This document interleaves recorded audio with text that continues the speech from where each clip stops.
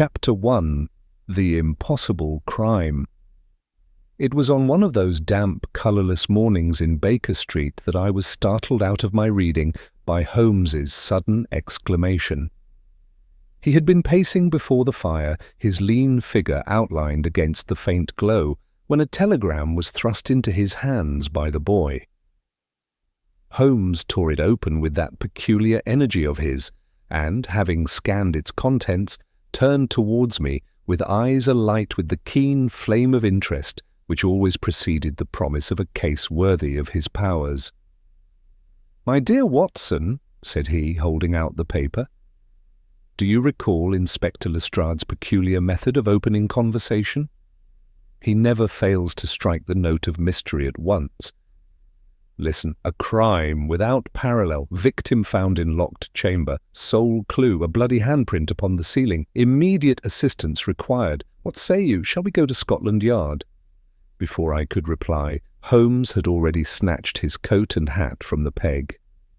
The tone of Lestrade's message was in itself sufficient to rouse my own curiosity, and within a quarter of an hour we were seated in a cab, rattling through the mist-shrouded streets of London.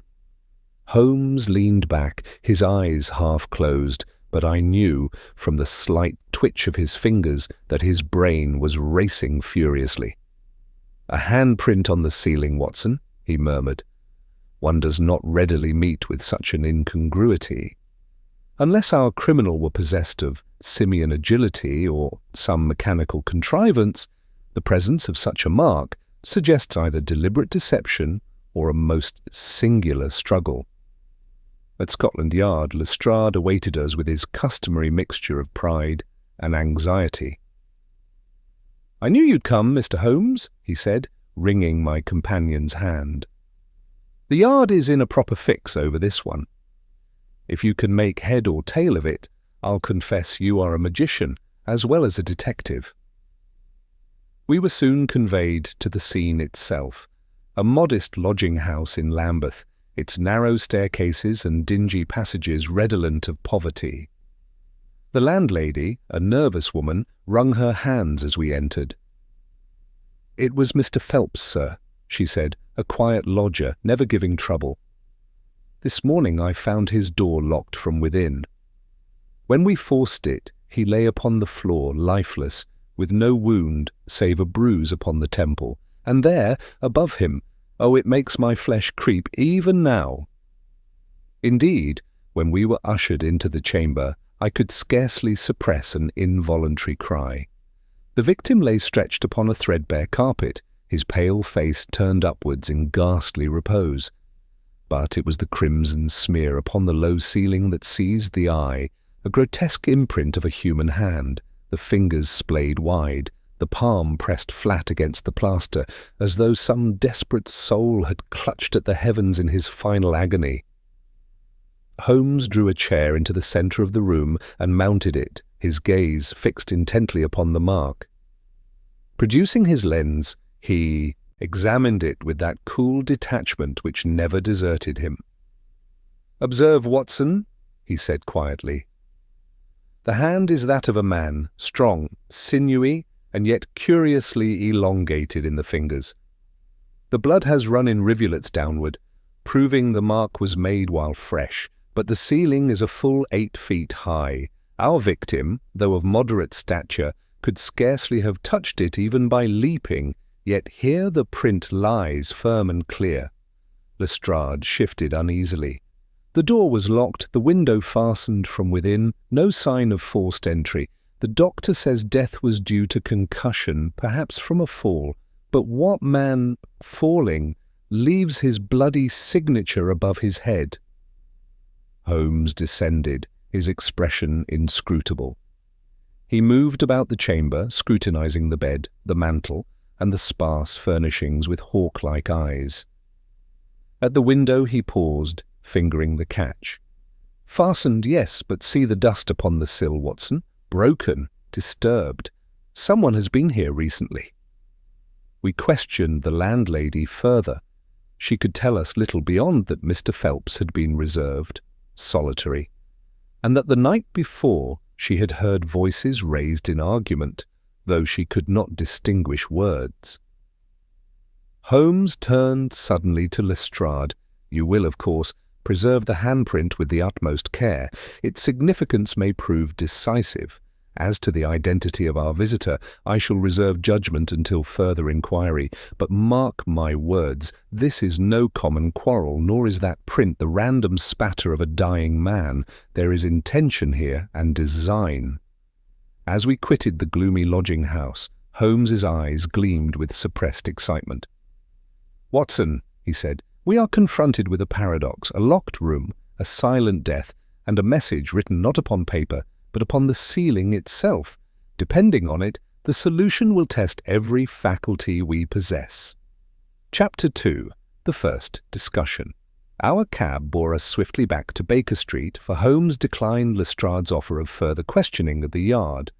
My friend's silence was unbroken during the drive.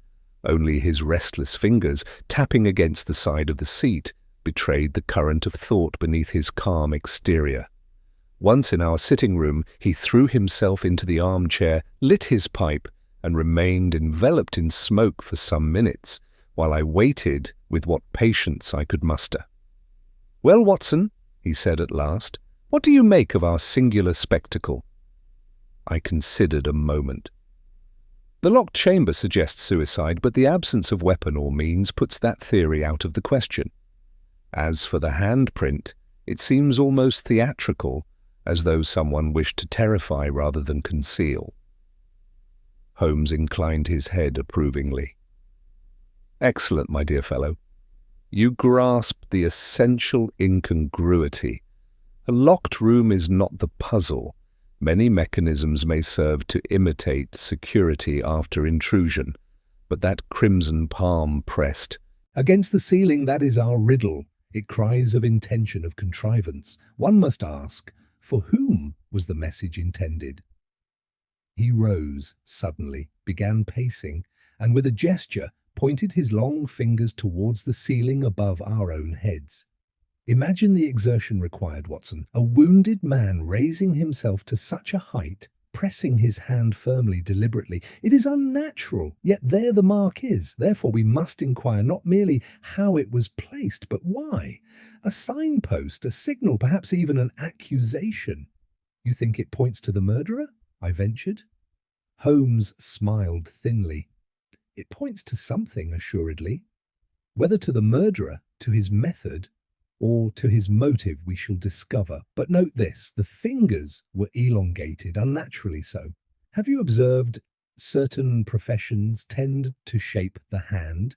The violinist, the carpenter, the clerk, all bear their trade upon their palms. That hand will tell us more once we compare it against the living." He sank back into his chair and drew out his violin, striking a plaintive chord that trembled through the room.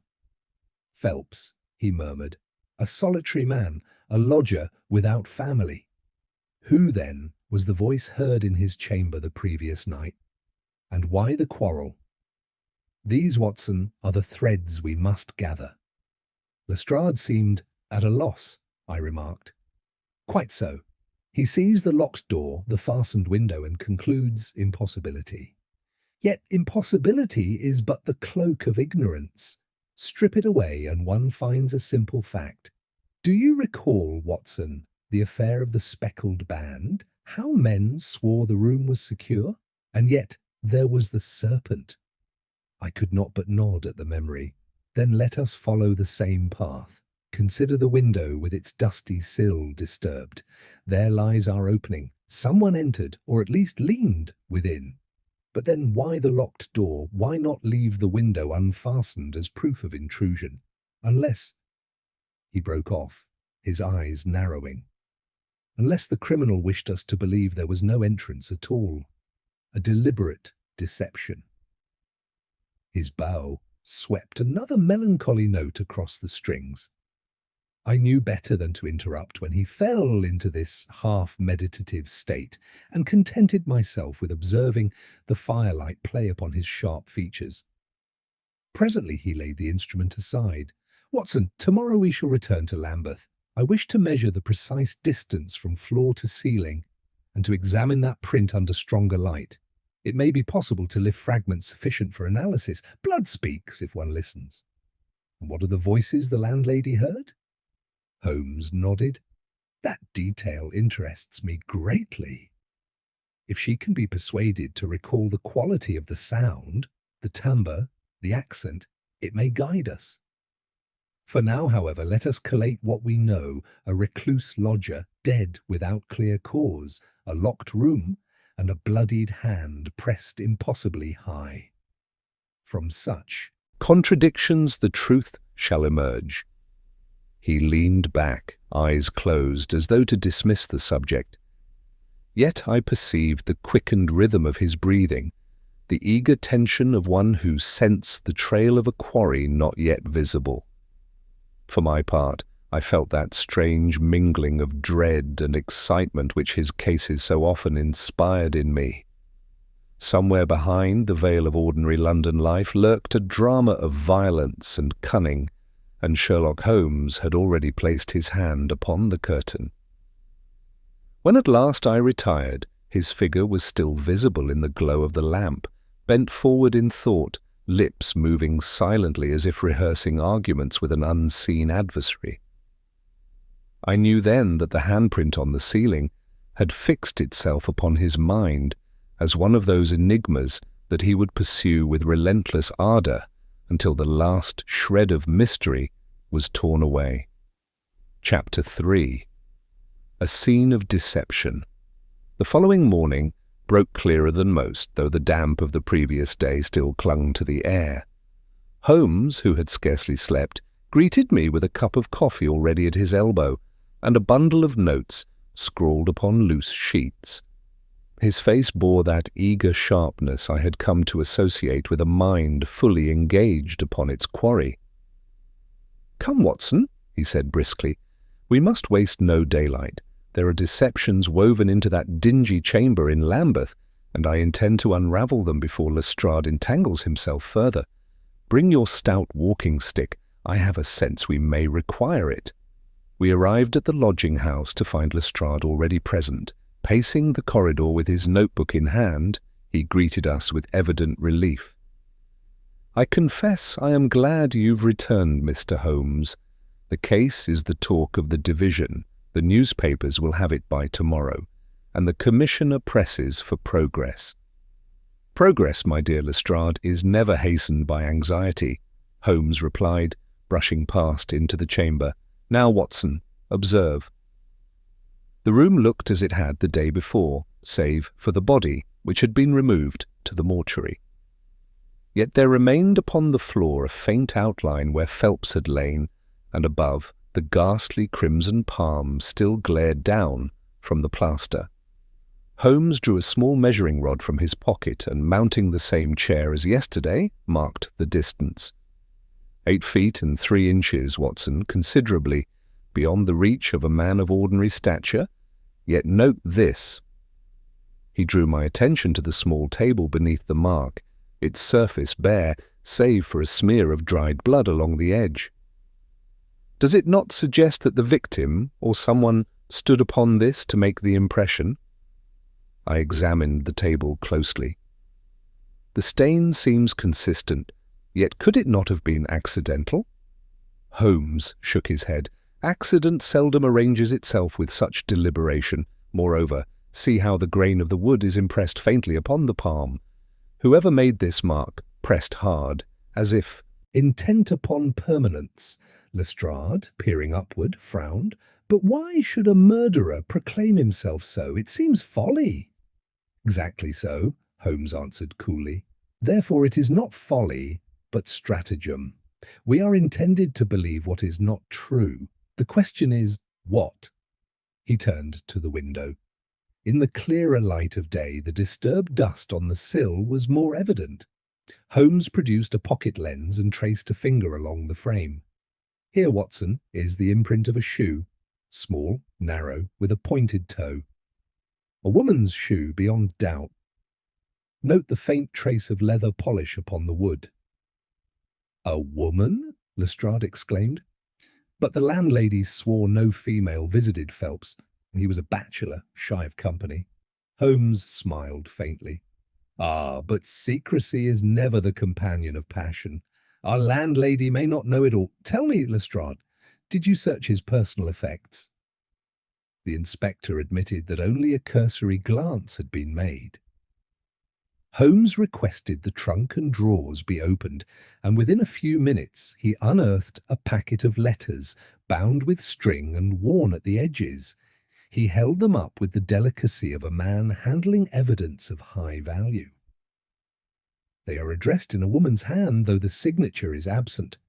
Only initials CM. The content may prove revealing. Watson, note the tone, affectionate, urgent, at times almost desperate.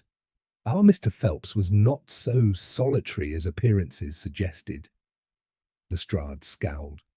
And you think this woman had a hand in it? I think she had a hand in his life, Holmes replied. Whether in his death we must discover, but see how deception multiplies. A recluse who is not a recluse, a locked chamber that is not secure, a handprint that is no accident. Each layer conceals another. Holmes replaced the letters carefully and resumed his pacing. The landlady's statement of hearing raised voices becomes more significant. A quarrel between lovers is no unusual event, but one that ends in blood is of greater import. We must find this CM without delay. He paused suddenly at the fireplace, stooping to retrieve a small scrap of charred paper from among the ashes. With a triumphant glance, he held it forth. Watson, observe. The fragment of an envelope, singed but legible. The name Catherine may be discerned. Our mysterious CM reveals herself. Lestrade's eyes widened. By heaven, Holmes, you pluck clues from nothing. From nothing, Inspector. Nay, from what is always there, if one only looks. Remember, Watson, our adversary seeks to deceive. We must learn not merely what is shown, but what is hidden. As we departed, Holmes's expression was thoughtful, even grave. The scene, Watson, is no longer of simple violence. It is an artfully staged deception, and where deception reigns, the truth must be stranger still. Chapter 4. The Gathering of Suspects.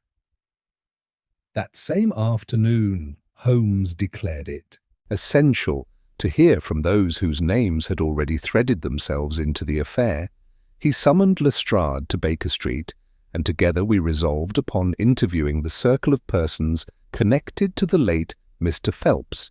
It was, Holmes observed, a narrow circle, but one where concealment and passion might lie hidden. Our first visitor was the landlady, Mrs. Gibbons, whose tremulous hands still bore traces of agitation. She sat upon the edge of her chair in our sitting room, twisting her kerchief.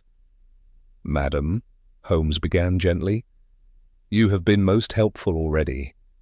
But I beg you recall more carefully the voices you heard the night before Mr. Phelps's death. Was it assuredly a man's?" She hesitated. "I thought so, sir. Yet now, when I listen in my memory, there was a lighter tone, perhaps a woman's. I cannot swear to it, for the wall's muffled sound, but it rose high, almost shrill, as though in an argument." Holmes exchanged a glance with me. "Very good, Mrs. Gibbons. You may return home, but be prepared to receive us again should memory yield further detail." No sooner had she departed than a second figure was announced. Mr. Henry Carow, a fellow lodger who occupied the room below Phelps. Carow was a clerkly man with ink-stained fingers and a nervous twitch about the eyes. "You knew Phelps well?" Holmes asked. "Not well, sir. He kept to himself. But I heard the quarrel. Loud it was, past midnight. I hammered the ceiling with my stick, for I had work early. The voices hushed after that." "Did you distinguish words?" "Only one," Carow muttered. "The name Catherine, called out sharp, twice." Holmes's eyes gleamed. "You are certain?" "As I sit here, sir, it rang through the floorboards." Holmes dismissed him with thanks. When the man had gone, Lestrade rubbed his hands. That clinches it, Holmes. The woman, Catherine, is our quarry. She quarrelled with him, killed him, and staged that infernal handprint to baffle us." "Perhaps," Holmes murmured. "But remember, certainty is the enemy of truth until proof supports it." Our third caller came unbidden. A tall gentleman of military bearing who introduced himself as Colonel Matthias, uncle to the deceased. His eyes were red-rimmed, but his manner brisk. "I cannot linger," he said. "But I insist you find who harmed my nephew. He was a quiet soul, never harming a fly. Yet I warned him of the entanglement he had formed. The woman is no fit companion." "You speak of Catherine M.?" Holmes inquired. The Colonel started. "You know her name? Then indeed you are informed. Catherine Mortlake, of a respectable but impoverished family. She is handsome, clever, but proud. My nephew was enthralled, blind to reason. I fear her temper, gentlemen. It flares like tinder." Holmes's gaze sharpened. "When did you last see her, Colonel?" "A fortnight past. She dined with us. Their manner was strained. I gathered they quarrelled about money. She would not hear of waiting. He begged for delay." With that, the Colonel excused himself, leaving behind the impression of a man more anxious for the family's dignity than his nephew's fate. Holmes stood motionless for some minutes after his departure, then said quietly, "3 voices have spoken, Watson, and each names Catherine. Yet unanimity can be as suspicious as discord. When all men point one way, I ask, who profits?" Before evening fell, a final visitor arrived, a young woman in a plain cloak, her face pale, her eyes defiant. She gave her name without flinching, Catherine Mortlake. "I hear my name is upon every tongue," she said, standing tall before Holmes. "Then let me speak for myself. I loved Arthur Phelps. Yes, we quarrelled, but lovers do. I left him alive. If you suspect otherwise, I demand you prove it." Holmes regarded her keenly, his fingers steepled beneath his chin. "Madam, your courage in coming here speaks for itself. Pray, where were you after you quitted him that night?" "In my lodgings alone. There is none to vouch for me." Her frankness struck me, though her hands trembled slightly as she spoke. Holmes asked a few more questions, her acquaintance with Colonel Matthias, her knowledge of Phelps's finances, then dismissed her courteously. She withdrew with a proud lift of her chin, though her eyes betrayed distress. When the door closed, Lestrade exclaimed, "There is our murderer, plain as day, no alibi, a quarrel, and passion enough to kill." Holmes, however, only shook his head. "Not yet, Lestrade. She is a piece upon the board, but whether pawn, queen, or victim, we cannot yet tell. The hand upon the ceiling points higher than mere jealousy. Mark me, Watson, there is deception within deception. Only by patience shall we unmask it." Chapter 5. The First Suspects, the Red Herring. The Morning Post brought little of interest save a note from Lestrade requesting our attendance at the yard. Holmes, with his usual disregard for officialdom, remarked only that the inspector was as impatient as a terrier at a rabbit hole.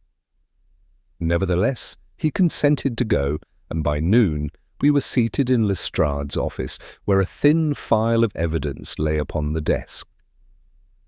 "I have gathered what I can upon this Catherine Mortlake," Lestrade announced. "She is known to pawn articles from time to time, lives in a modest lodging near Southwark. The neighbours speak of quarrelsome temper, and one woman swears she saw her return late on the night of Phelps's death, agitated and in tears." "If this is not our crime, I'll eat my boots." Holmes leafed idly through the file. "Pawned articles? Of what nature?" "Small trinkets, jewellery mostly. The uncle hinted she pressed Phelps for money, and it seems to me she had reason enough to quarrel, and courage enough to kill." Holmes raised an eyebrow. "Courage, perhaps, but calculation? That handprint upon the ceiling, would a woman of her stature achieve such a thing unaided? And if aided, By whom? The matter does not rest so easily as you think." At that moment, a constable entered, with news that Miss Mortlake herself had come to the yard, demanding to clear her name. She was ushered in, her countenance pale but her manner composed. Holmes bowed with grave courtesy. "You have heard, no doubt, madam, that suspicion falls heavily upon you," he said. "Pray, what moved you to seek us here?" "I will not have whispers poison my name," she replied firmly. "Yes, I loved Arthur Phelps. Yes, we quarrelled. He accused me of pressing him beyond his means, yet I swear upon my honour when I left him he was alive. I know nothing of this horror." Her voice faltered, but her eyes met ours unflinchingly. Holmes regarded her in silence for a long moment, then said, "Did you observe something unusual in his chamber that night?" She hesitated. "Only that he seemed fearful, listening at the window as though he expected someone. I thought it was fancy and urged him to speak plainly, but he would not." "Did he name an enemy?" "No, only that he was watched. I begged him to tell me more, but he shook his head." Her account, though earnest, was scarcely enough to acquit her in Lestrade's eyes. When she had gone, he muttered darkly, "A tale to save her neck, nothing more." Holmes tapped the arm of his chair. "Watson, you see how suspicion may blind us. A woman's presence near the scene, a quarrel, a lack of alibi, these are threads, but they do not weave the whole fabric. There is something contrived here, as though our attention were meant to rest upon her." He rose abruptly. "Come, let us look at another angle. Colonel Matthias, did you note, Watson, his eagerness to stress her unfitness? Too eager, perhaps. When men cry too loudly against another, I ask myself what silence they seek to cover." That afternoon we paid a visit to the Colonel's residence, a respectable house lined with military prints. The Colonel received us stiffly, but Holmes's questions soon discomposed him. "You said your nephew was enthralled, Colonel, yet you spoke with such conviction of Miss Mortlake's temper. Was this your judgment alone, or founded upon knowledge?" The Colonel coloured. "I had reason, sir. She sought to marry him despite his modest income. I would not see my family reduced by imprudence." "Yet you dined with her," Holmes pressed. "Out of courtesy. But I warned Arthur plainly. She was beneath him." Holmes's gaze hardened. "Strange, then, that you did not visit him after the quarrel, nor check upon his welfare. Instead, you waited until his death to appear at Baker Street." The Colonel shifted uneasily. "I had duties, regimental matters. I regret it now, of course." When we left, Holmes's expression was thoughtful. "Watson, mark how swiftly suspicion is fastened upon Catherine, while the Colonel slips free. It is convenient, is it not? Yet truth seldom arranges itself so neatly. I suspect we will chase a red herring." As we returned home, he said little, lost in meditation. At last, with sudden emphasis, he exclaimed, "The hand upon the ceiling, Watson. It is our compass. So long as we grasp its meaning, the path will open. Until then, let us distrust all that seems too plain." Chapter 6. The Secret Clue, a Hidden Inconsistency. Holmes awoke me early the next morning with a vigour that betrayed his growing fascination with the case. He stood at the window, violin in hand, the last note of some restless melody still trembling in the air. "Watson," said he, "our red herring has served its purpose. Now we must look elsewhere. Something in that chamber has spoken falsely. I intend to listen again." Within the hour, we were once more in Lambeth, the dreary lodging-house appearing even more oppressive in the chill light of dawn. Mrs. Gibbons admitted to us with a nervous glance, for the notoriety of the affair had already begun to draw gossip to her doorstep. Holmes strode directly into the dead man's chamber, producing his lens and measuring rod with practised ease. I watched as he re-examined every inch of the room, the bedstead, the mantel, the window latch, the table beneath the crimson palm. Then, with a sudden cry of satisfaction, he beckoned me. "Watson, do you perceive the inconsistency?" I bent beside him. He pointed to the table surface, where the faint outline of dried blood still marred the wood. "Yesterday," Holmes said, "I noted this stain as evidence that the table had borne weight. Yet see, the pattern is not consistent with a man mounting it. The smear lies not in the centre, but along the side, as if a hand, not a foot, pressed there. And observe, there is no indentation from the boot or heel." "And the table was not used to reach the ceiling?" I asked. "Precisely. Yet the handprint is there. How, then, was it made? Consider also, the mark upon the plaster shows clear definition, as though applied slowly, not in the frenzy of a fall. It is almost a stamp, Watson, deliberately placed." The revelation startled me. Then someone carried blood to the ceiling, not by accident, but by design. Holmes's eyes shone. "Just so, and see further, the rivulets of blood run downward, yet they do not scatter upon the floor beneath. Instead, they end abruptly as though wiped. Someone sought to create an impression of violence, while concealing the true manner of death." At that moment, Lestrade entered, his face flushed with triumph. "News for you, Holmes. Catherine Mortlake has fled her lodgings. The neighbours saw her depart at dawn with a valise. Does that not prove her guilt?" Holmes regarded him coldly. "On the contrary, it proves only her fear. Fear of the law may spring as readily from innocence as from crime. Tell me, Inspector, did you note what belongings she carried?" Lestrade admitted he had not. Holmes sighed. "A pity. The smallest article might tell us much. For now, let us confine ourselves to facts. Mr. Phelps died of a blow upon the temple, delivered by blunt force. Yet no weapon has been found. His room was locked, the window fastened, and a handprint, clearly contrived, adorns the ceiling. Do you not see, Lestrade, that we are being led?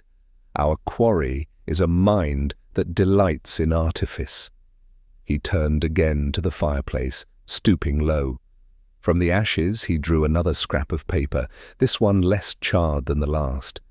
Unfolded carefully, it revealed part of a letter, written in a bold masculine hand. Only fragments could be read. "Cannot delay further. Payment due. Consequence inevitable." "Watson," Holmes said softly, "this is no love letter. It is a demand. Money, debt, threat. Our solitary lodger was entangled in affairs far darker than romance." Lestrade looked doubtful.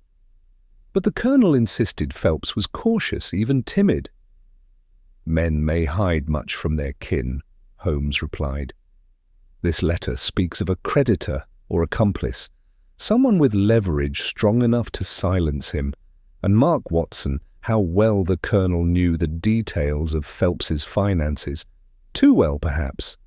I followed Holmes's reasoning, with growing unease. "You think the Colonel may be involved?"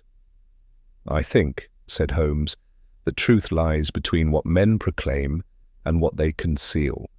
The Colonel cries loudly against Catherine, yet offers little account of himself. A careful balance, Watson, must be struck." He folded the fragment and placed it in his pocket. "We have uncovered our inconsistency, the table that never bore a man, the handprint that was staged, the blood that was wiped.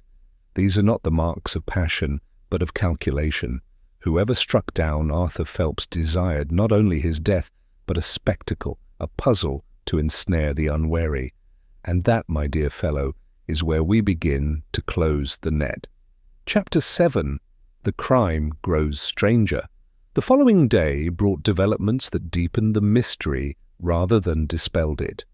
Holmes had spent half the night comparing the charred fragment of letter with samples of handwriting gathered from the Colonel and from Catherine Mortlake. When I rose, I found him already at his desk, magnifying glass in hand, his features alight with concentration.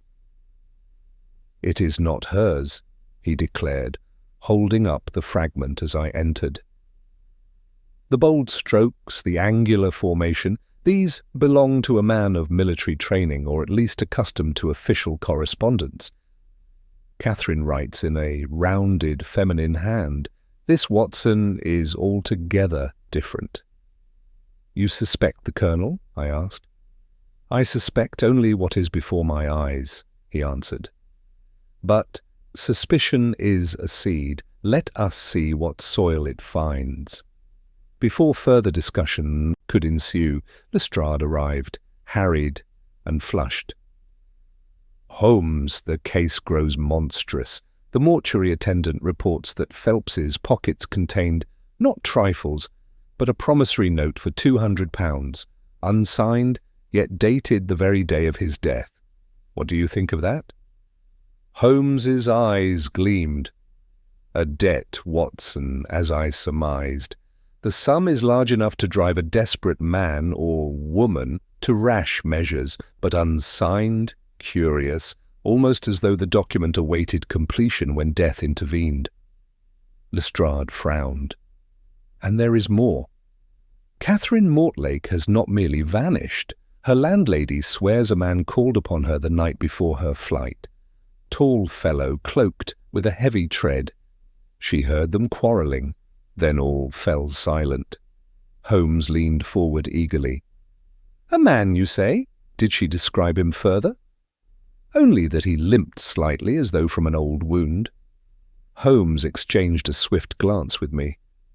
Watson, do you recall the Colonel's gait? A stiffness, subtle but pronounced in his left leg. Lestrade scoffed. You cannot mean— I mean nothing yet, Holmes cut in. But the coincidence is striking. A creditor demands payment, a quarrel ensues, a young woman disappears, and a handprint, contrived beyond question, is planted above a corpse. Do you not feel, Watson, how the web tightens? That afternoon we ventured again to Lambeth, where Holmes insisted upon another inspection of the victim's effects. Among Phelps's papers, we discovered receipts for modest sums, correspondence of a routine kind, and one curious notebook half filled with ciphers. Holmes studied it with relish. Here, Watson, lies perhaps the key. A code, numbers, symbols, meaningless to the untrained eye. But see how certain groups repeat. I suspect it conceals accounts, debts, wages, payments. Our quiet lodger was enmeshed in gambling or speculation. Lestrade grumbled. What has this to do with the handprint?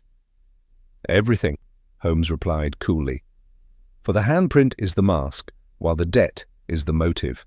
Our enemy kills, but wishes the world to believe the deed sprang from passion. Thus, Catherine is thrust forward as culprit, while the true cause, money, lurks in shadow. Even as he spoke, Mrs. Gibbons entered, timidly holding a parcel. Forgive me, gentlemen, but in clearing Mr. Phelps's room I found this under the bed. I thought it nothing, but perhaps— Holmes seized the parcel, unwrapping it swiftly. Inside lay a stout walking stick, its end capped with iron, the ferrule stained faintly with dried blood. Aha! Holmes cried. Here is our weapon. Observe, Watson, the blunt surface corresponds precisely with the bruise upon the temple, hidden yet not destroyed. Why conceal the weapon beneath the bed unless haste compelled it? And whose stick is it? There was no monogram, but Holmes weighed it thoughtfully. It is a heavy military issue of the type favoured by officers abroad. The Colonel, perhaps? Or another soldierly acquaintance? This, too, speaks of planning rather than frenzy. Lestrade's confidence wavered. If it were the Colonel's, the case would indeed alter. Do not leap so quickly, Holmes cautioned. The cleverest trap is one that seems obvious. Our adversary may seek to plant suspicion upon the very man whose gait betrays him. Let us not forget, deception abounds. As we returned to Baker Street, Holmes' face was set in grim resolve. The crime grows stranger, Watson, because it is meant to. Each clue is fashioned to bewilder, to point first one way, then another. but there is always a seam where the disguise frays. We must find that seam, and when we do, the entire garment of lies will fall away. Chapter 8. Holmes tests a theory. Holmes was restless the entire evening, pacing with the stride of a man whose thoughts refused stillness. He spoke little, but I caught fragments. Blood wiped. False elevation? Creditor's demand. At last, near midnight, he halted abruptly. Watson, tomorrow we put a theory to the test. We have seen how the crime was made to appear inexplicable. Let us attempt to make it explicable by our own artifice. I would reproduce the hand upon the ceiling. I stared. You mean to duplicate the very mark? Exactly. If we can show how it might be contrived, we come closer to understanding not only the method, but the mind that employed it. The next morning, we returned to the chamber. Holmes had brought with him a small case containing chalk, a measuring line, and several tools of curious design. Lestrade joined us, sceptical but intrigued. Holmes directed me to stand upon the chair beneath the crimson palm. He measured carefully, muttering figures, then handed me a cloth dipped in red chalk. Now, Watson, press your hand firmly to the ceiling. I did so, though with some difficulty, stretching upon tiptoe. My fingers barely grazed the plaster. Holmes examined the result, shaking his head. Too faint? Too uncertain? Our murderer required a surer method. He then produced a length of cord, attaching one end to the table leg and the other to my waist. Now balance upon the table, supported by the cord. Thus you may press with deliberate force. The effect was striking. My handprint, though chalk, not blood, showed bold and even, with the pressure of each finger distinct. Holmes's eyes sparkled. There, Lestrade. You see how it was done. Not the victim in his death throes, but a living hand, carefully arranged. The body later placed beneath to give false appearance. Lestrade whistled. Ingenious, I'll grant you, but whose hand? Holmes smiled thinly. Ah, that remains. Yet note, the handprint is larger than Catherine's could ever be. It is the hand of a man. This conclusion altered the complexion of the case entirely. Catherine, though still entangled, could no longer be the architect of such a deliberate device. Holmes gathered his instruments, his mind visibly working. Watson, the promissory note becomes crucial. £200, a tidy sum. If we learn to whom it was owed, we shall know who benefited by Phelps's silence. I suspect the ciphered notebook conceals the answer.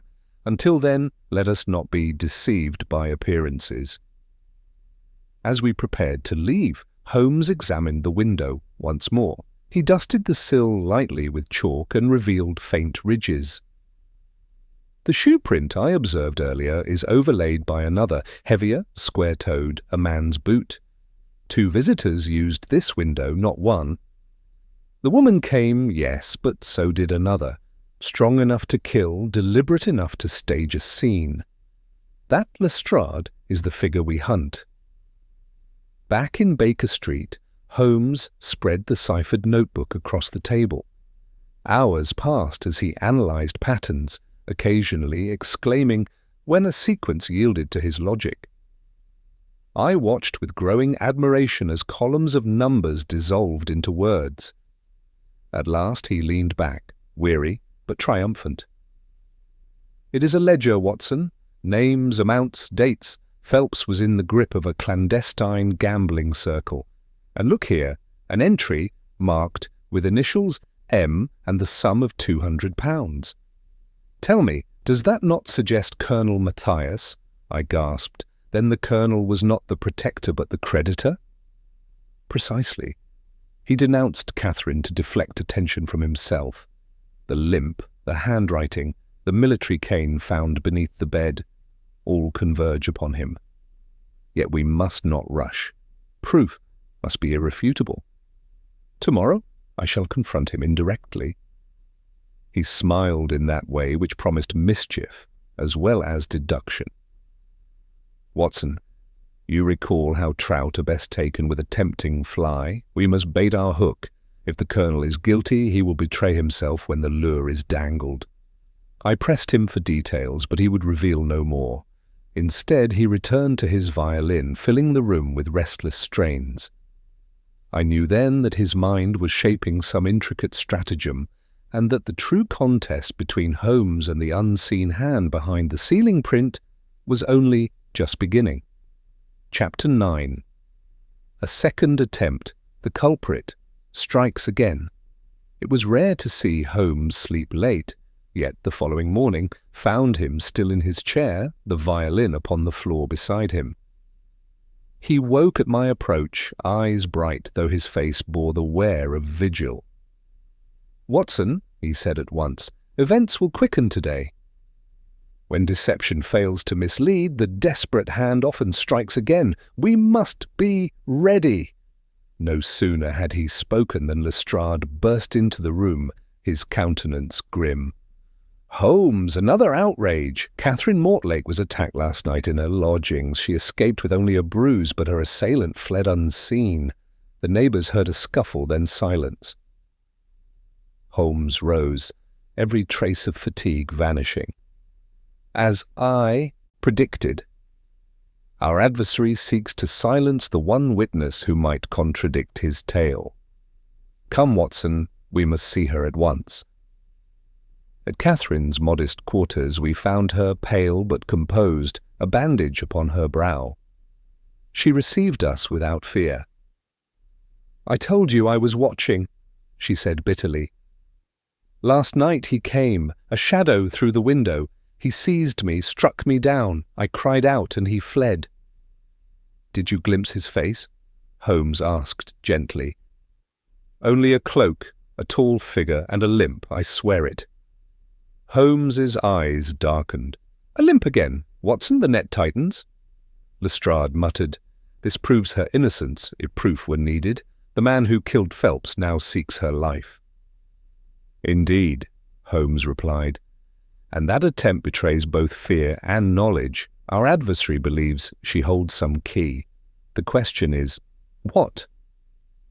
Holmes examined the room minutely. He traced the window latch, inspected the scattered furnishings, and at last retrieved a small scrap of paper from beneath the carpet. He held it to the light. "A fragment of the same cipher, Watson. Our attacker dropped it in his haste.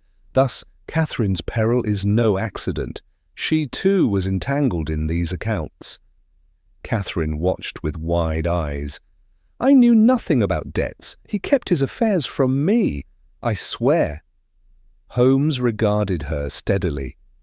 "Your innocence may yet be shown, madam. For now you must remain under protection. Lestrade, I recommend a constable be placed upon her at all times." As we departed, Holmes whispered to me, "The colonel grows reckless. If he indeed seeks to silence her, he will soon betray himself. I mean to force his hand." That evening Holmes drafted a notice which he dispatched. Through discreet channels, it announced that vital evidence had been discovered, a complete deciphering of Phelps's notebook, and that the findings would be revealed at Baker Street on the morrow. "Our quarry will not resist such bait," Holmes said with quiet satisfaction. True enough, that night brought a disturbance. I had retired, but Holmes's cry roused me.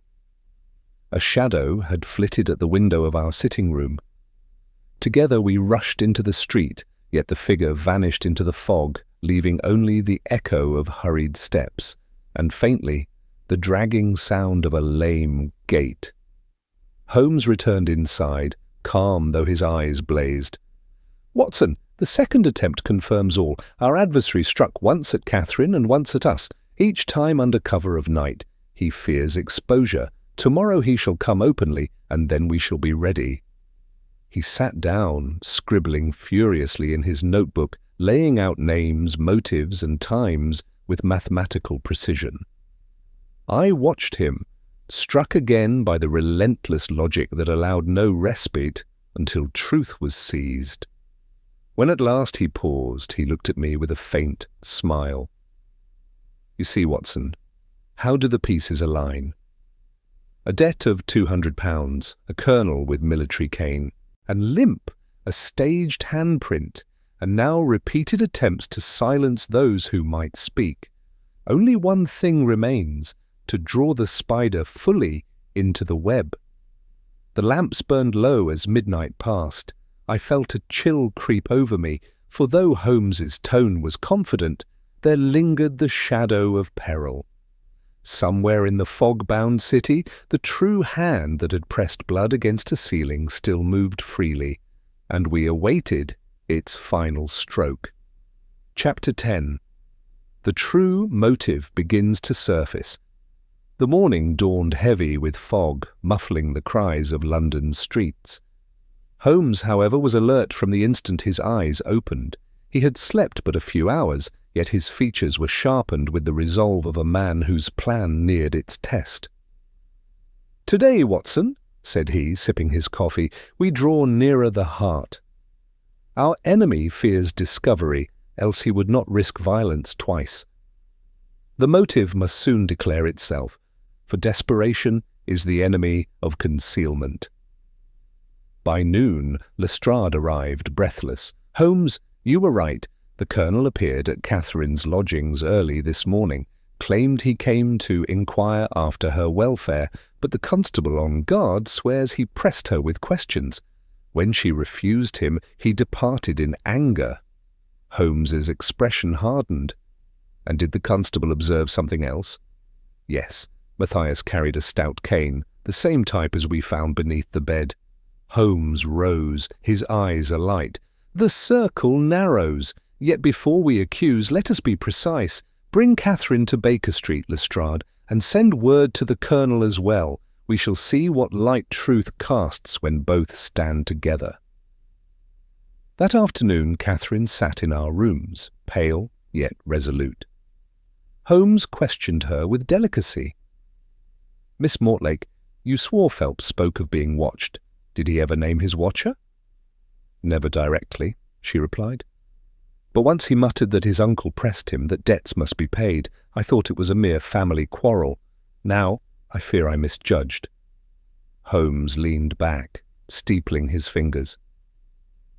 "Your fear is reasonable. Yet fear alone is not proof. We must coax the truth into the open." When the colonel arrived, brusque and upright despite his limp, the atmosphere grew taut. He cast a cold glance toward Catherine. "I see she is here. Then the matter is plain. You mean to set her against me?" "Not at all," Holmes said smoothly. "I mean only to discover how Arthur Phelps came to his end. Perhaps you, Colonel, can assist us. Did you lend him £200?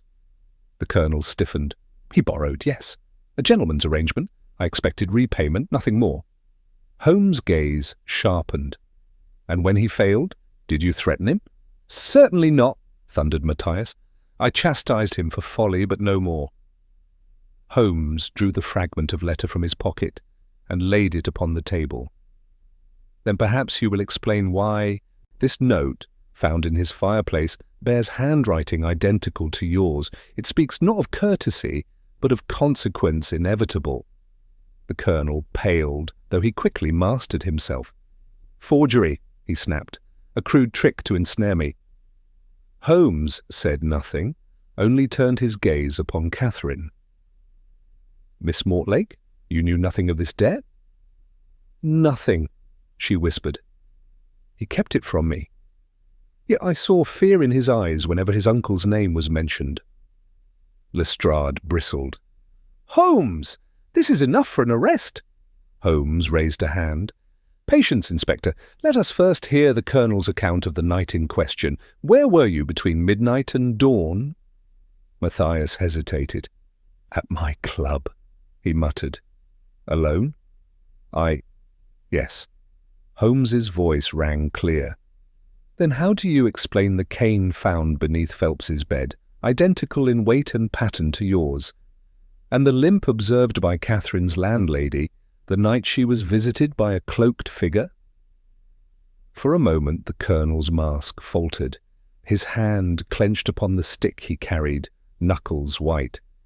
Yet he forced a laugh. "Coincidence. You weave fancies from shadows, sir." Holmes leaned forward, his tone suddenly fierce. "Coincidence does not plant a bloody handprint upon a ceiling. Coincidence does not strike twice to silence witnesses. Colonel, truth presses hard upon you. The motive is money, the method of deception, and the mask, Catherine Mortlake. But the cracks in that mask are widening." The colonel rose abruptly, his face dark. "I will not sit here to be slandered. You have no proof." With that he stalked out, his limp more pronounced than ever. When the door closed, Lestrade cursed softly. "He is guilty, Holmes. I'll stake my badge on it." "But you let him go." Holmes smiled grimly. "Because he will return, Inspector. A guilty man, when cornered, reveals more by his next move than by protestations. The true motive has surfaced: debt, greed, and family pride. Now we must play our final card." He turned to me, eyes gleaming. "Watson, prepare yourself. The endgame approaches." Chapter 11. The Bait. Holmes's Grand Strategy. Holmes spent the greater part of that night in concentrated silence, scribbling diagrams and notes that soon littered our sitting-room table. He scarcely acknowledged my presence until, at last, he leaned back with the air of a man who had reached a decisive conclusion. "Watson," said he, "the time has come to cast the fly upon the water. Our quarry hovers near. One swift tug, and he shall be landed. We must provide bait irresistible to his fears." "And what form shall this bait take?" I asked. Holmes's eyes gleamed. "A rumour. I intend to let it be known that Catherine Mortlake has delivered to me a full account of her lover's dealings, including the ciphered ledger. We shall suggest she named her accomplice. If the colonel believes his name recorded, he will act, and in acting, betray himself."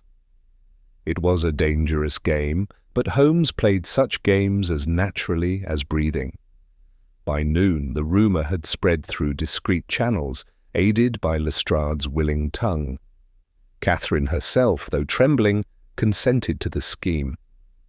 "I will do as you ask," she told Holmes, her voice unsteady. "If it proves my innocence, I will face any peril." "Courage is our greatest ally," Holmes replied gravely. "Fear not, you shall not be left unguarded." The stage thus set, Holmes arranged for Catherine to remain at Baker Street under our watch, while Lestrade placed plain-clothes-men at intervals along the street outside. I confess my nerves were strained, for the colonel was a man of force and cunning, and desperation might drive him to rash extremes. The day passed in tense expectancy.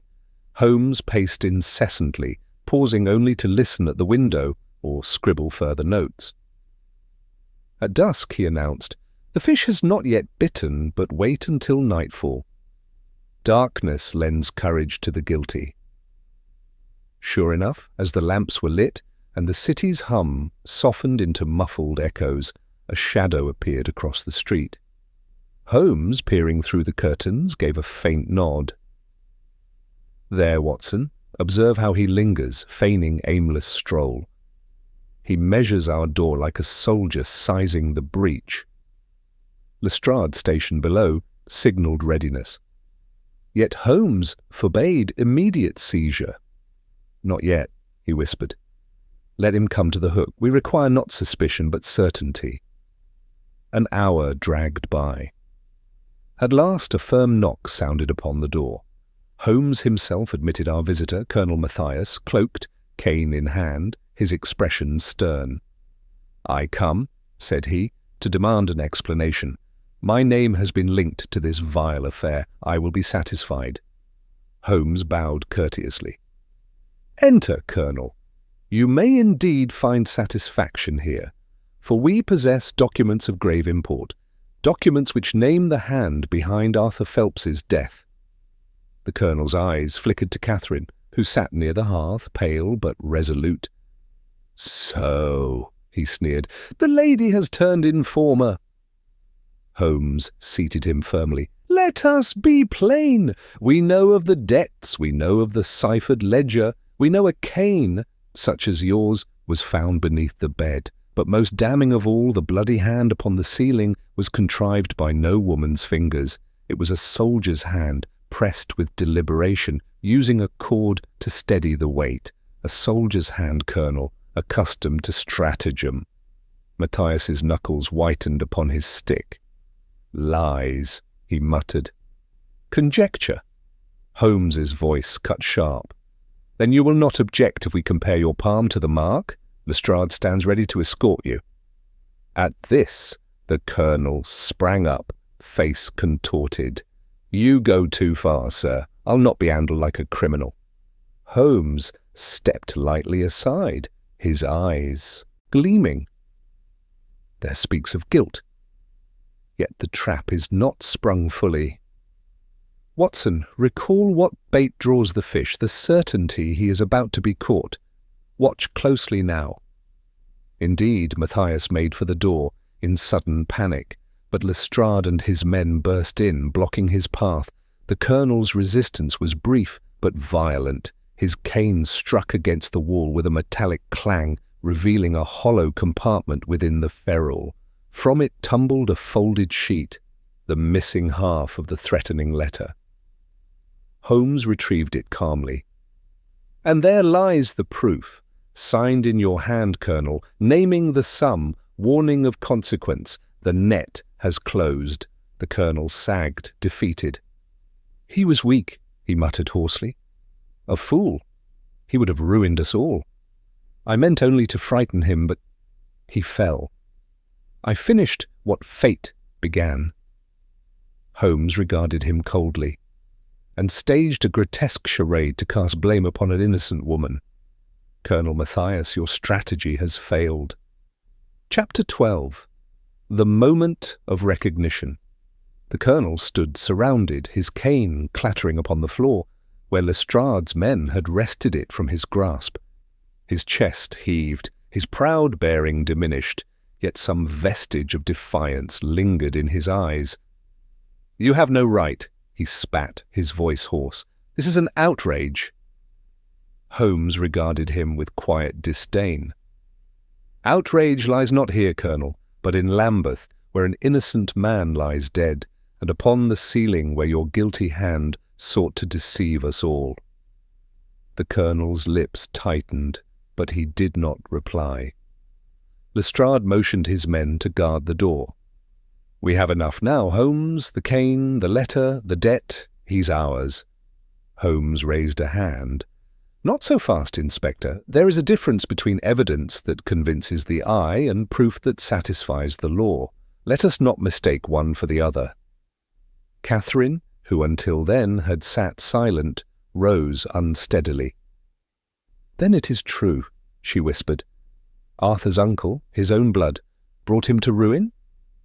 Matthias flinched at her words, his face momentarily betraying shame. "He was reckless, Miss Mortlake. Gambling debts, dishonour, it would have stained our name. I sought to end it swiftly to shield the family." Holmes's voice grew cold.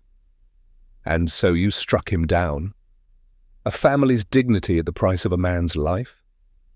That is no honour, Colonel. It is cowardice cloaked as pride." For a moment silence filled the room, broken only by the ticking of the mantel clock.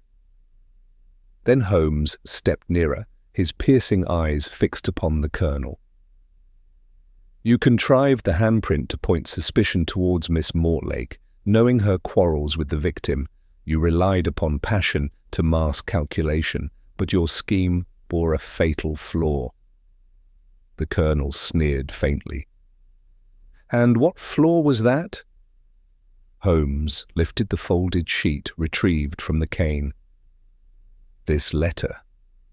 You destroyed half in the fireplace, but concealed the remainder within your walking stick, thinking it secure. Yet when fear pressed you, the ferrule betrayed its secret.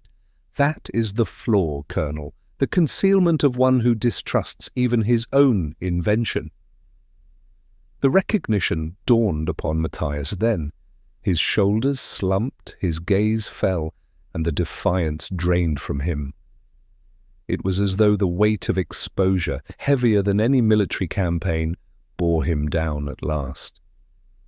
"Yes," he muttered. "It was I meant only to frighten him, to force compliance." But he struggled. The blow fell harder than I intended. When he collapsed, I thought of the debt, the scandal. I arranged the room to bewilder, to turn suspicion upon the girl. Catherine covered her face with her hands, her voice trembling. "You vile man, to destroy him and to heap guilt upon me!" Holmes placed a gentle hand upon her shoulder. "Take comfort, madam. The truth stands clear now, and your name shall be restored." Lestrade, recovering from astonishment, ordered his men to secure the prisoner. "You have confessed in full hearing, Colonel. The law shall take its course." But Holmes, ever exacting, added, "Do not neglect the ciphered ledger, Inspector. It confirms the chain of debts that led to this tragedy. Present both confession and corroboration, and no jury shall doubt the tale." As Matthias was led away, Holmes's gaze followed him, not with triumph, but with sombre reflection. Strange, Watson, how pride entwines itself with crime. Here is a man who fought battles abroad, who bore wounds with courage, yet at home he fell to temptation and cowardice. Such is the irony of human character. Later, when Catherine had departed under Lestrade's assurance of protection, I found Holmes once more at the window, his figure outlined against the lamplight of Baker Street. "You see, Watson," he said softly, "truth is rarely hidden in the shadows alone. Often it gleams in plain sight, awaiting recognition. The hand upon the ceiling seemed insoluble until we looked at it as intention, not accident. Once seen, it could never be unseen." I nodded, marvelling again at his clarity. "Yet without you, Holmes, the law would have pursued an innocent woman. You have not only solved a crime but saved a life." Holmes smiled faintly. "That, my dear Watson, is the true satisfaction of our calling." Chapter 13. The final attempt to escape. Though the Colonel had confessed beneath the weight of evidence, Holmes cautioned me that a cornered man may yet make one desperate bid for liberty. "Watch him closely, Watson," he warned as we prepared to accompany Lestrade and his prisoner to Scotland Yard. "The proud seldom bow easily. His struggle is not yet done." The cab jolted through London's misty streets, Lestrade seated opposite the Colonel while Holmes and I flanked him. 2 constables followed in a second cab. Matthias sat stiffly, his hands bound, his eyes smouldering with a dark fire. He said little, but I sensed the tension in his frame, like a coiled spring awaiting release. Holmes spoke with deliberate calm. "Colonel, confession may lighten the burden upon your conscience, if not upon the law. Do not compound dishonour with folly." Matthias gave a short laugh. "Honour?" "You part of honour, sir, who have never worn a uniform nor borne command. What do you know about sacrifice?" Holmes's eyes narrowed. "I know that murder is no sacrifice. It is cowardice in its purest form." The Colonel's face flushed, but he held his tongue. As we neared Charing Cross, the cab slowed amidst a press of vehicles. At that instant, Matthias moved with startling swiftness. With a violent lunge, he hurled himself against Lestrade, striking the inspector squarely with his bound fists. The cab rocked. The door flung open. In another moment he had leapt into the street, vanishing into the fog. "After him!" Lestrade roared, scrambling upright. Holmes and I sprang from the cab, but the crowd swallowed the fugitive.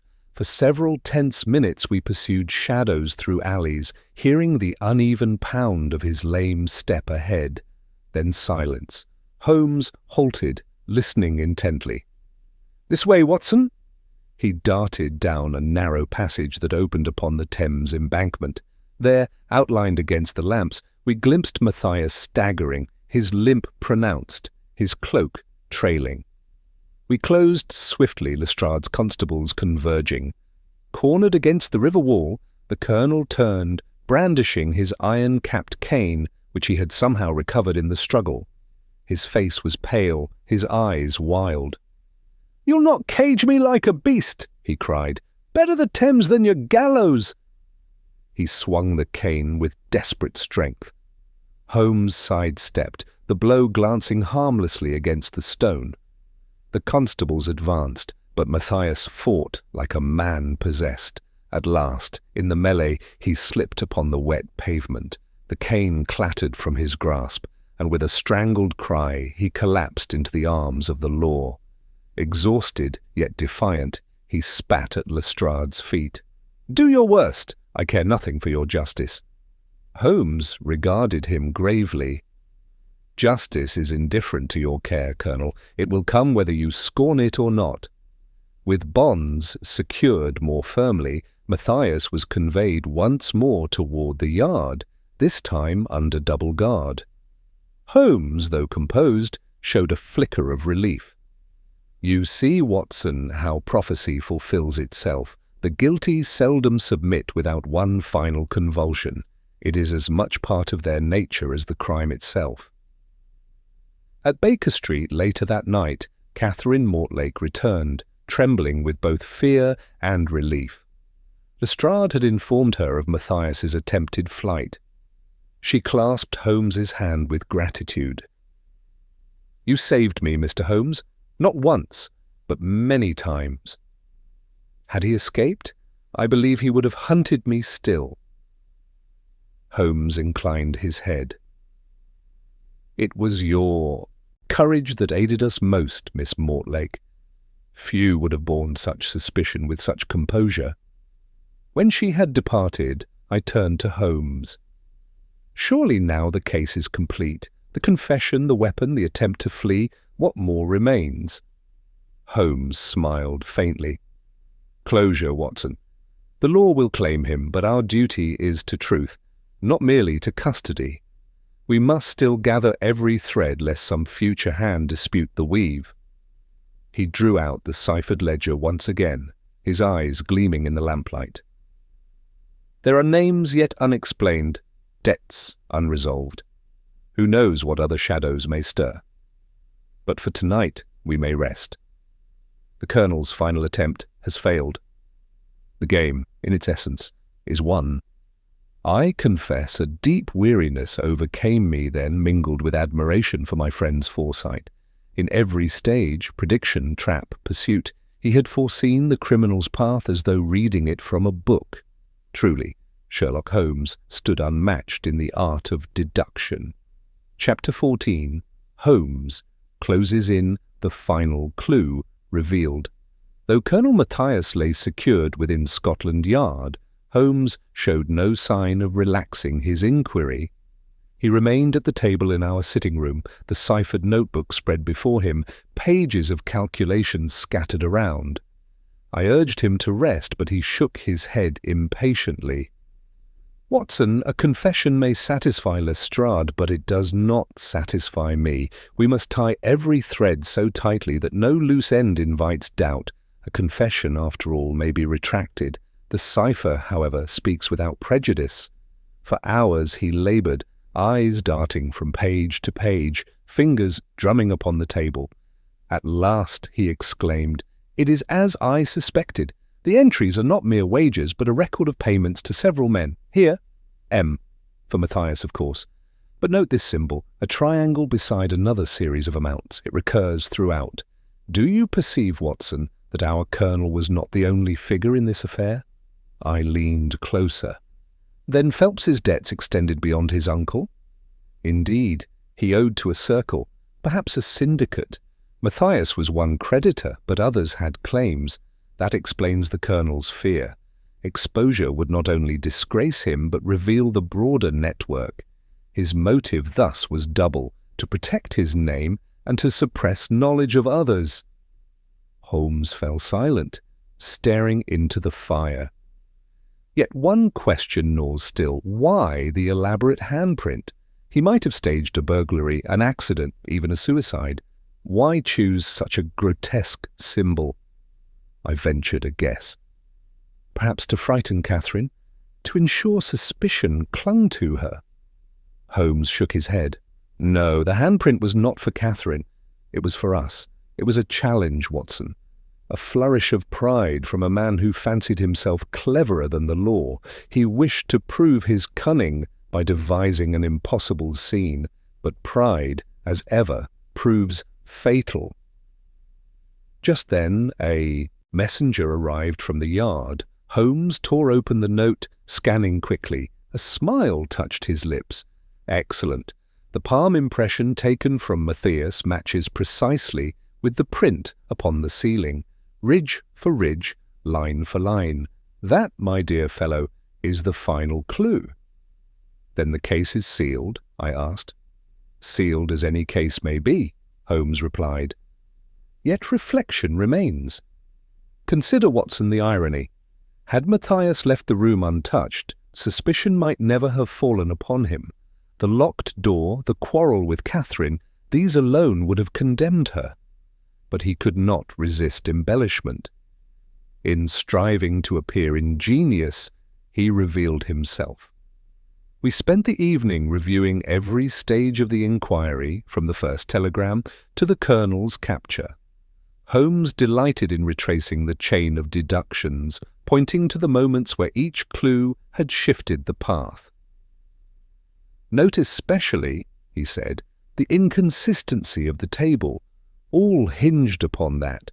Had I accepted it as proof that the victim reached the ceiling, the deception might have succeeded, but a smear misplaced can undo the finest scheme.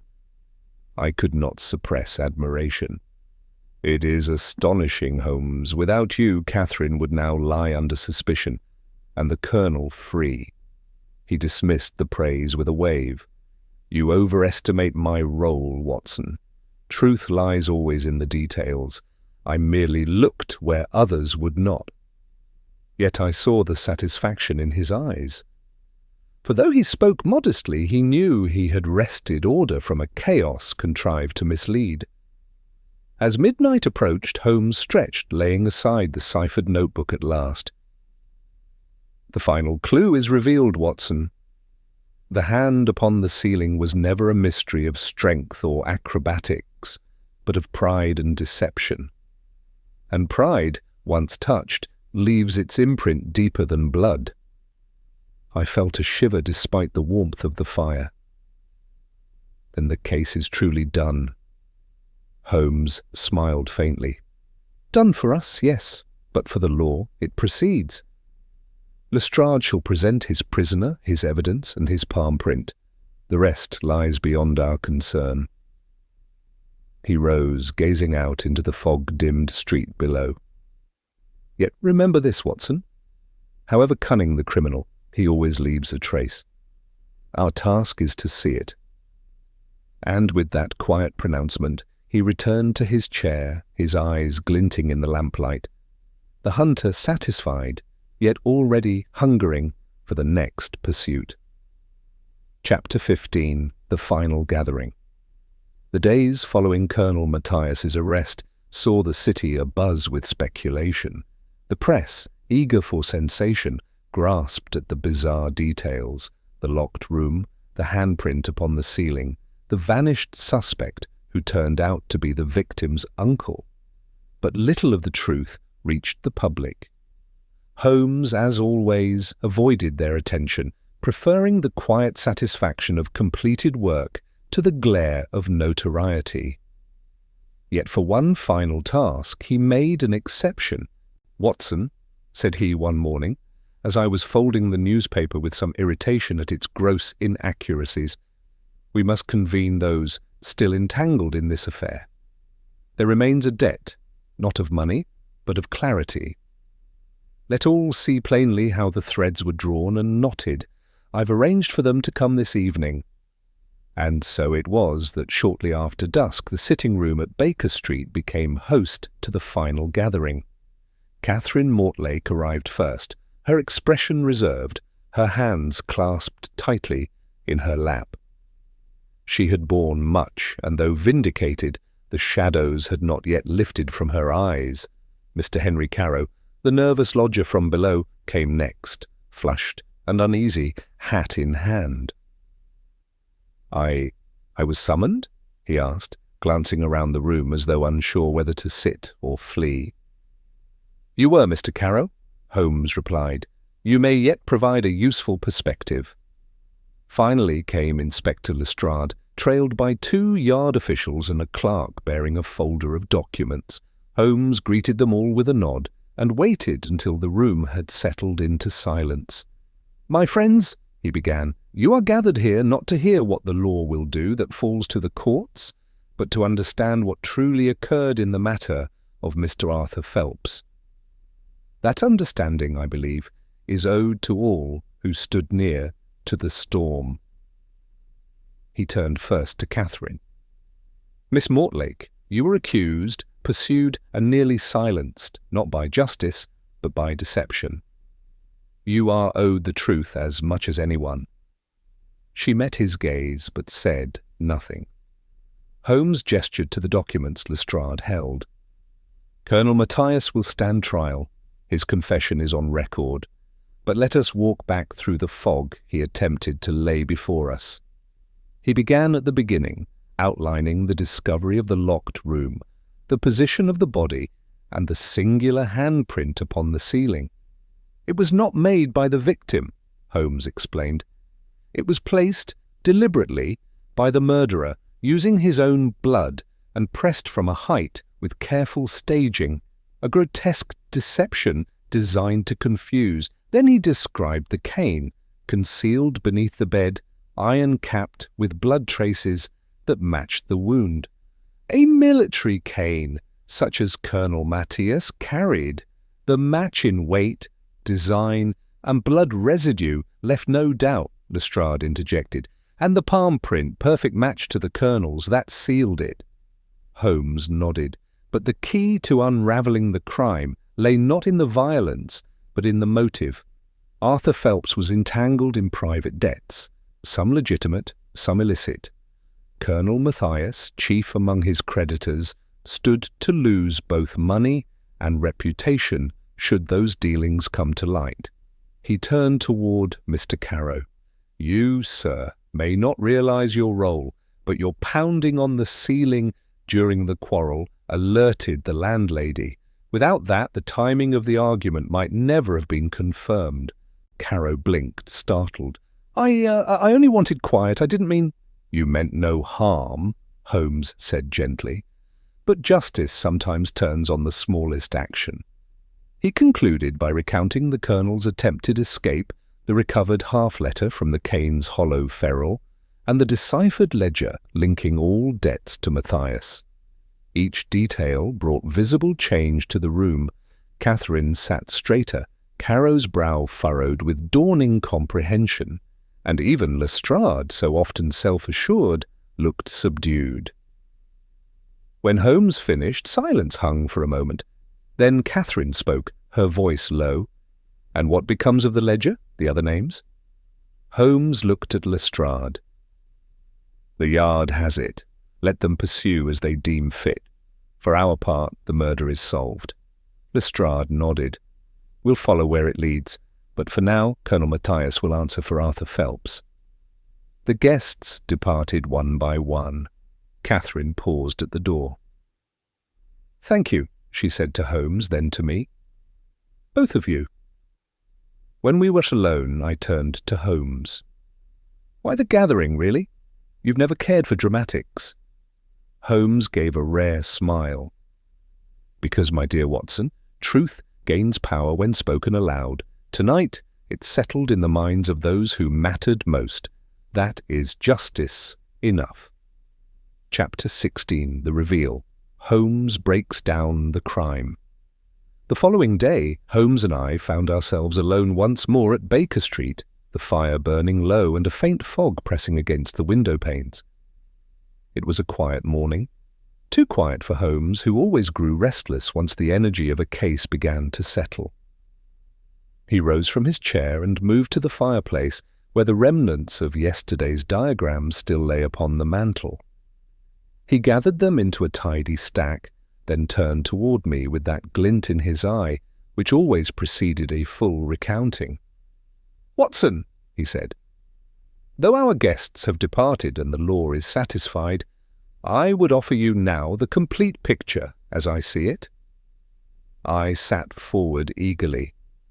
"I'd be most obliged, Holmes. There are parts I followed in full, but others I confess remain hazy." Holmes began to pace, his fingers interlocked behind his back. Arthur Phelps was not merely a quiet lodger.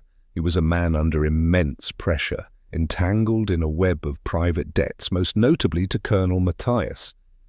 The ciphered ledger confirmed it.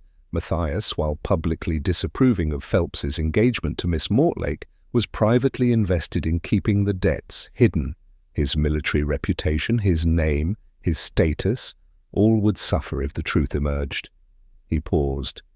It is likely that Phelps, in a moment of desperation, refused to repay, or perhaps he threatened to expose the arrangement. Whatever the words exchanged, the quarrel turned fatal. The iron-capped cane, already in the colonel's hand, struck the fatal blow, swift, blunt, perhaps not intended to kill, but sufficient, I interrupted. "But why not flee? Why stage that elaborate handprint?" Holmes smiled. "Ah, that is the heart of it. Matthias knew that a plain murder would bring inquiry, but a grotesque, impossible scene, a locked room, a bloodied handprint high above, a mystery without logic, would stall investigation, perhaps even be passed off as madness or suicide. He wished to dazzle, confuse, and delay." He picked up one of the papers from the table, holding it to the light. The handprint was made with his own blood, not in a frenzy, but with calculated care.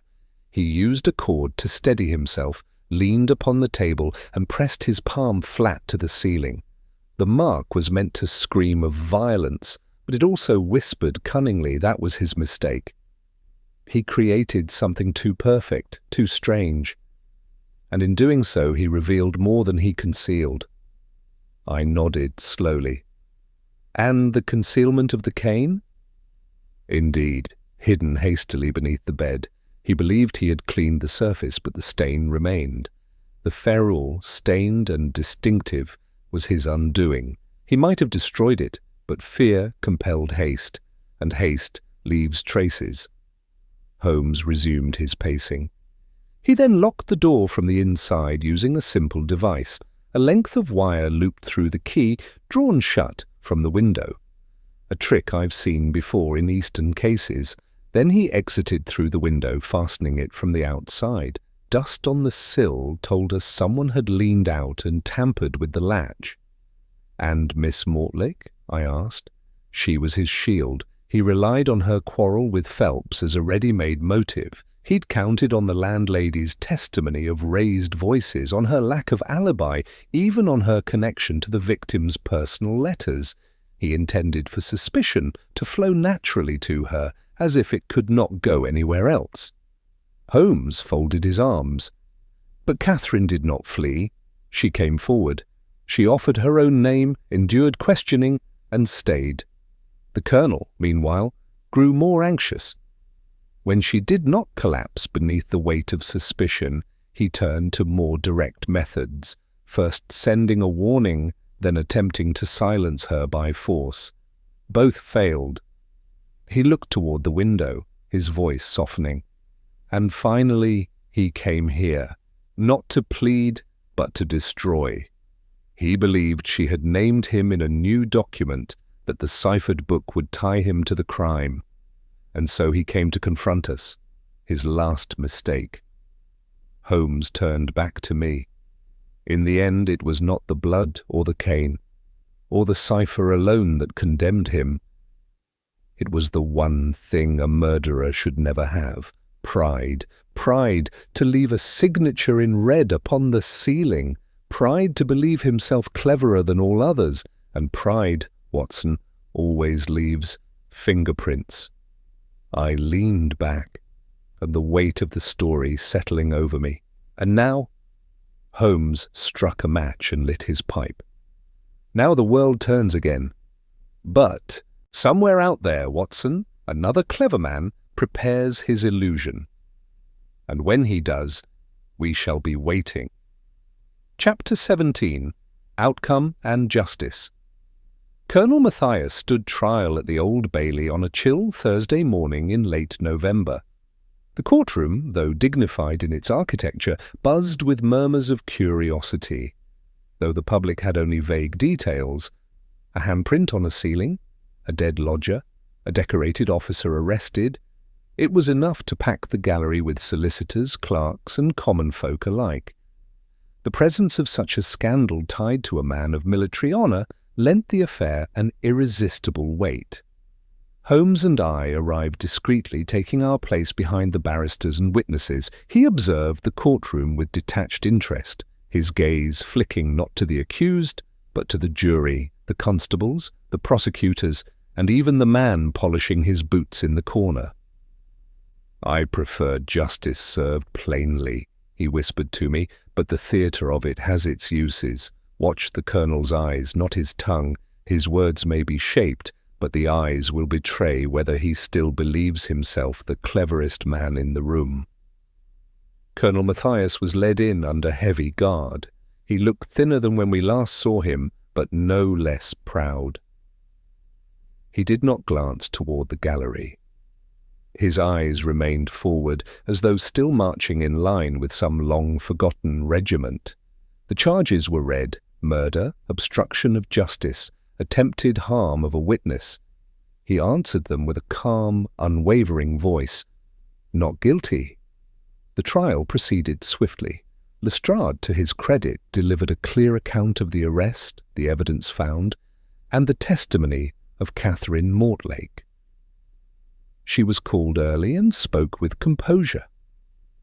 Her voice did not tremble as she recounted her final meeting with Arthur, nor as she described the night a cloaked figure entered her room with violent intent.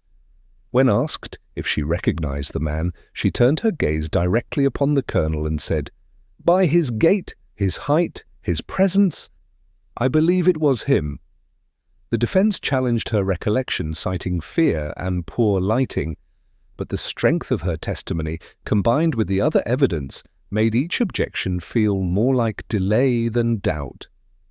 Holmes was not called to testify. He had refused to appear as anything more than an investigator, but his reports were entered into the record. The handwriting comparison, the ciphered ledger, the staging of the sealing handprint, and the concealed portion of the threat letter, all presented with meticulous clarity. But it was the handprint that held the room. A plaster cast had been made from the ceiling before it was painted over. It was displayed for the court, a grotesque red impression, preserved in wax. The forensic specialist confirmed what Holmes had first deduced. It had been pressed deliberately with great force, and the shape matched exactly to Colonel Matthias's right palm. When asked to explain this match, the colonel responded only, "It proves nothing. I visited the flat weeks before my death. Perhaps I touched the ceiling then."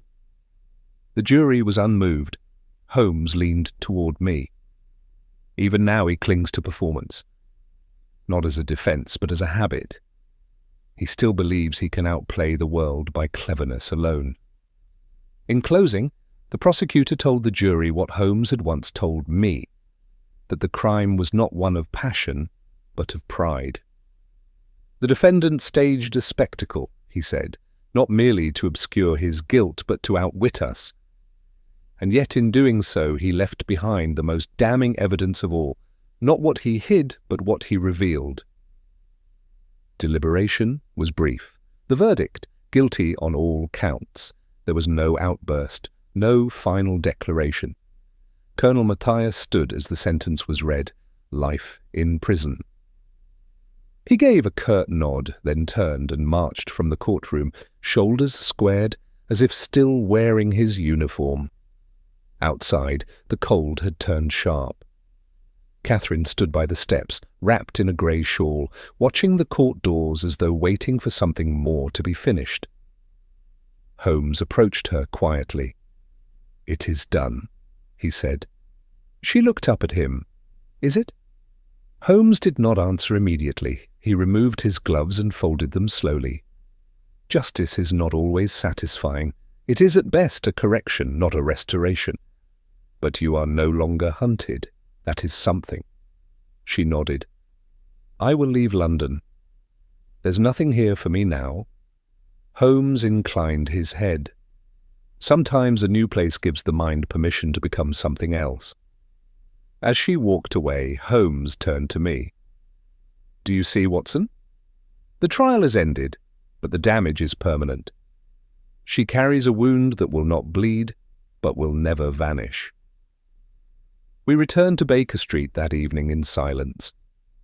The city moved on as though nothing had occurred. Children played in the alleys, vendors shouted by lamplight, and horses clattered through the frost-slicked streets.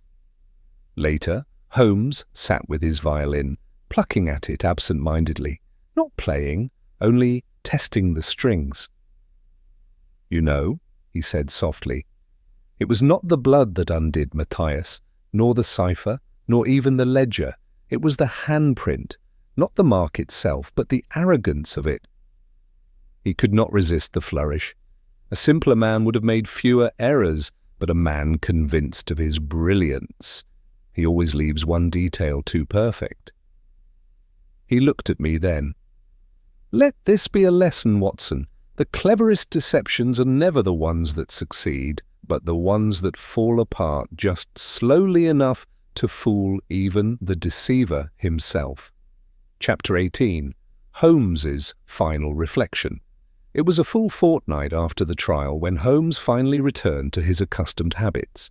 During those intervening days, he had declined all cases, corresponded with no clients, and refused even the smallest distraction, retreating into long spells of silence interrupted only by brief forays into the park or brooding hours spent on the violin. I had learned by then not to interrupt these moods. He spoke at last on a Sunday morning as he stood before the window, hands behind his back, gazing out into the fog. "Watson," he said without turning, "do you suppose that Colonel Matthias regrets what he did?" I looked up from the chair where I had been reading. "It's difficult to say." His pride seemed to shield him from remorse. Holmes nodded slowly. Yes, pride again, that same force which made him press a bloody hand to the ceiling as if to say, "Let them puzzle this out." He wore his intellect like armor, but intellect, like armor, must be removed at the gallows. He turned from the window and began to pace. "The handprint, Watson, I can't let it go. Not because it tricked me, but because it didn't. From the moment I saw it, I knew it did not belong. Not to the victim, not to the scene, it was too bold, too theatrical. I set my book aside. And yet without it you might not have been drawn in at all." "Precisely," Holmes replied. "That is the irony. He baited the trap for our imaginations. He wanted to dazzle and confound, but in doing so he drew the very gaze he hoped to divert. A clean murder may escape attention. A flamboyant one never does." He paused by the fireplace, resting a hand on the mantel. "There is something deeper here, something unsettling. We often say that evil hides in shadows, that it creeps and crawls. But in truth, the most dangerous evil is the kind that announces itself with confidence, dressed in logic, clothed in respectability, bearing medals and rank." His tone darkened. "Matthias did not kill from rage. He was killed from calculation. He viewed Phelps as an inconvenience, a leak in the ship, something to be patched or thrown overboard. That kind of thinking, clinical, bloodless, is the kind that makes monsters of men in uniform." I stirred uneasily. "But he was punished. The law prevailed." "Yes," Holmes said, "this time. But justice, as we administer it, is reactive. It does not prevent it. It only records." He sat down then, folding one leg over the other. and fell into silence for a time. The clock ticked gently on the mantel. Outside, the Sunday bells of a nearby chapel rang across the rooftops. "I've been thinking, Watson," he said at last, "about how easily the case could have gone another way. Had Catherine Mortlake lacked the courage to come forward? Had the constable not glimpsed the colonel at her door? Had the handprint been 1 inch fainter, she would be imprisoned, and Matthias honoured still. It took precision and luck in equal measure to bring the truth forward." He rubbed his temples. "It's a sobering thought that justice may rest on something as fragile as one woman's resolve or one man's lingering instinct." I shifted in my chair. "But surely that's always the case, Holmes. We do what we can, you do more than most." He looked at me then, really looked. "Do I, or do I merely clean up what the world refuses to prevent?" It was rare to hear Holmes speak so bleakly. I struggled for words. "You seek the truth, Holmes. You pull back the curtain. That matters." "Yes," he murmured. "It matters. But it does not always heal. Catherine will carry what happened in Lambeth for the rest of her life. And who knows how many others were tied to Matthias' affairs? How many more have placed pride before life?" He stood again, restless. "The city is full of masks, Watson. Some we tear away, others are worn so well the wearer forgets it's there. The colonel was such a man, a soldier, a gentleman, a murderer, all at once." He moved to the window and drew back the curtain. A light snow had begun to fall. It softened the corners of the street below, coated the black rooftops in white. The sounds of the city were muffled beneath it, as though London itself held its breath. Holmes watched the snow for a long while. Then, in a quieter voice, he said, "Do you know what the handprint really was, Watson?" I shook my head. "A monument," he replied. "A monument to a man's belief that he could outwit the truth itself, that he could rise above consequence, that he could lay his hand upon the heavens and not be dragged down. That is what he left behind, not a clue, but a confession made in arrogance." We sat together in silence, the fire crackling, the snow falling. I thought then that perhaps Holmes had not merely solved a murder. He had witnessed a kind of tragedy, one written in blood, but rooted in something older, in vanity, in legacy, in the quiet lie that reputation is worth more than truth. Later, as I prepared to leave, Holmes handed me a slip of paper. Upon it, he had written a single line. "Every hand leaves a trace. The clever ones just take longer to see." And with that he returned to his chair, the violin cradled in his lap, the fog beyond the window swallowing the city once more. Chapter 19. The Hand That Didn't Tremble. 3 weeks had passed since the verdict. London had resumed its restless rhythm, and even Baker Street, which had felt for a time like the very heart of the matter, now pulsed again with smaller concerns, stolen ledgers, vanished brides, a boy who had seen ghosts near Charing Cross. Yet Holmes had accepted none of these cases, not yet.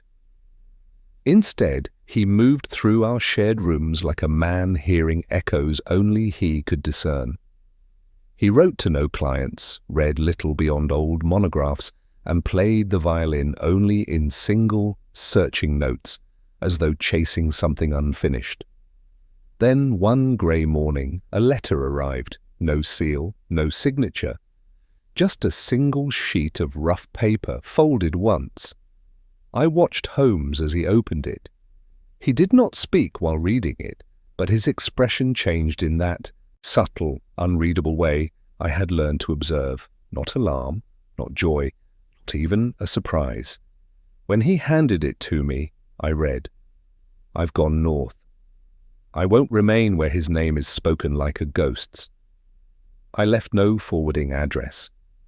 I ask only that you forget the woman I was in London. I am not her anymore. CM. Holmes walked to the window. Snow fell again, soft and soundless. "She is wise to go," he said. "There is healing in the distance, and there is mercy in erasure." I folded the letter and placed it back upon the mantel. "Will you write back?" "No." There was no further explanation. We might have left the affair behind there, but London has a habit of drawing even closed stories back into motion.